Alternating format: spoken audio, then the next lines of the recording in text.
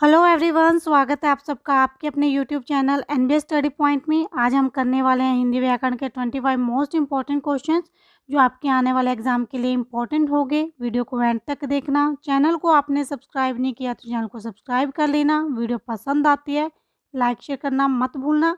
शुरू करते हैं आज का हमारा फर्स्ट क्वेश्चन है, प्रयत्न के आधार पर ल किस प्रकार की ध्वनि है।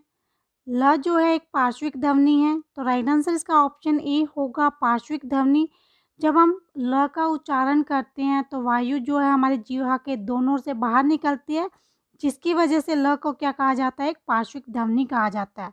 नेक्स्ट है, भाषा के आधार पर भारतीय राज्यों की पूर्ण संरचना की गई थी। 1956 ईस्वी में पूर्ण संरचना की गई थी भाषा के आधार पर भारत के राज्यों की। तो राइट आंसर इसका ऑप्शन सी होगा, 1956 ईस्वी। नेक्स्ट है, यह रास्ता दुर्गम है, सावधानी से चले में सही वर्तनी क्या है। सही वर्तनी बतानी है। दुर्गम में यहाँ सही वर्तनी ऑप्शन सी होगी, तो राइट आंसर इसका ऑप्शन सी है, दुर्गम। नेक्स्ट है, दयानंद में प्रयुक्त संधि का नाम है। दयानंद की संधि बनेगी दया और आनंद।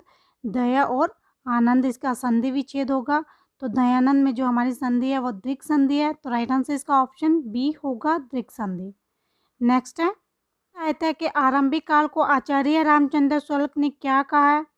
आचार्य रामचंद्र शुक्ल ने हिंदी साहित्य का जो प्रारंभिक काल है उसको वीरगाथा काल कहा है। तो राइट आंसर इसका ऑप्शन सी होगा, वीरगाथा काल। नेक्स्ट है, आंचलिक रचनाएं किससे संबंधित होती हैं। क्षेत्र विशेष से संबंधित होती हैं आंचलिक रचनाएं, तो राइट आंसर इसका ऑप्शन सी होगा, क्षेत्र विशेष। नेक्स्ट है, छंद का सर्वप्रथम उल्लेख कहाँ मिला है। छंद का जो सर्वप्रथम उल्लेख मिला है वो ऋग्वेद के अंदर मिला है, तो राइट आंसर इसका ऑप्शन सी होगा, ऋग्वेद। अगला क्वेश्चन है, हृदय घाव मेरे पीर रघुवीरे में कौन सा अलंकार है। हृदय घाव मेरे पीर रघुवीरे में अलंकार है असंगति अलंकार, तो राइट आंसर यहाँ पे ऑप्शन बी होगा, असंगति अलंकार। असंगति अलंकार वो अलंकार होता है जहाँ पे कारण कहीं और होता है और कार्य का वर्णन कहीं और किया जाता है, तो उसको क्या कहते हैं, असंगति अलंकार कहते हैं। नेक्स्ट क्वेश्चन है, शब्द शक्ति के मूलतः कितने भेद माने गए हैं। शब्द शक्ति के भेद माने गए हैं 3, तो राइट आंसर इसका ऑप्शन बी होगा, 3। नेक्स्ट क्वेश्चन है, प्रख्यात में प्रयुक्त उपसर्ग है। प्रख्यात के अंदर प्र उपसर्ग है, तो राइट आंसर यहाँ पे ऑप्शन ए होगा, प्र। नेक्स्ट है, गगन शब्द को विपरीतार्थक बनाने के लिए आप किस उपसर्ग का प्रयोग करेंगे। गगन को विपरीतार्थक शब्द बनाने के लिए आ का उपसर्ग करेंगे, आगमन हो जाएगा विपरीतार्थक शब्द गगन का, तो राइट आंसर यहाँ पे ऑप्शन बी होगा, आ। नेक्स्ट है, दो अथवा दो से अधिक शब्दों से मिलकर बने हुए नए सार्थक शब्दों को क्या कहते हैं।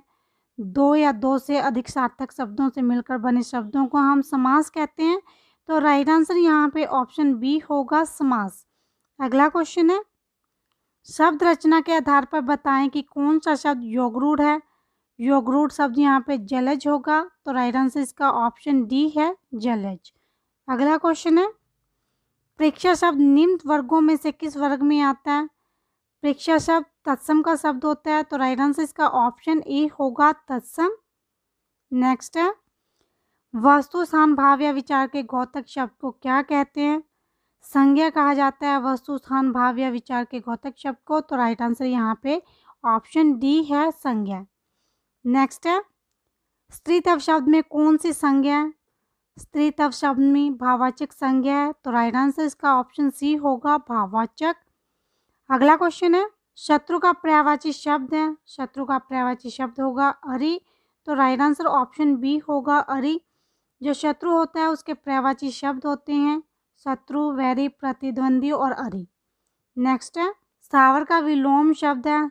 स्थावर का विलोम शब्द जगम होता है, तो राइट आंसर इसका ऑप्शन डी होगा, जगम। सचल का जो विलोम शब्द बनेगा वो अचल होगा। चंचल का विलोम शब्द स्थिर होता है। चेतन का जड़ होता है विलोम शब्द। नेक्स्ट क्वेश्चन है, विधानमंडल द्वारा पारित या स्वीकृत विधि के लिए एक शब्द जो विधानमंडल द्वारा पारित या स्वीकृत किया जाता है उसको हम अधिनियम कहते हैं, तो राइट आंसर इसका ऑप्शन ए होगा, अधिनियम। नेक्स्ट है, उसने परिश्रम तो बहुत किया किंतु सफलता नहीं मिली। वाक्य बताना है, कौन सा वाक्य है। उसने परिश्रम तो बहुत किया किंतु सफलता नहीं मिली। यहाँ पे संयुक्त वाक्य है तो राइट आंसर इसका ऑप्शन बी होगा, संयुक्त वाक्य।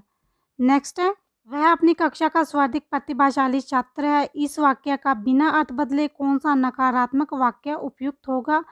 हमें यहाँ नकारात्मक वाक्य बनाना है अर्थ को बदले बिना।